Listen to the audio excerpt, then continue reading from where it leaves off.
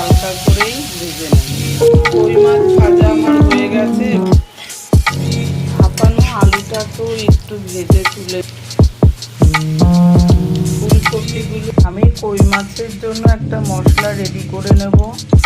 ধনে, জিরে আর লঙ্কা একটু পেস্ট করে নেব। আমি ধনে, জিরে, লঙ্কার পেস্টটার সাথে 1 চামচ হলুদ, 1 চামচ লবণ আর সামান্য চিনি দিয়ে আমি পেস্টটাকে একসাথে মিশিয়ে নিচ্ছি।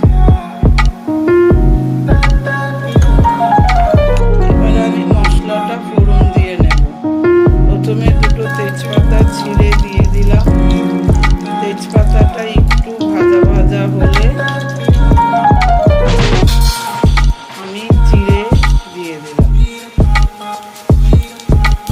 এবার কয়েক সেকেন্ড ভেজে নিয়ে আমি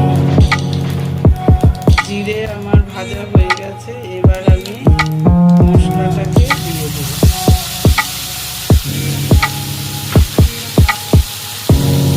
মশলা কষানো আমার রেডি হয়ে গেছে। এবার আমি এর মধ্যে প্রথমে আলু ফুলকপিটাকে মিশিয়ে দেব।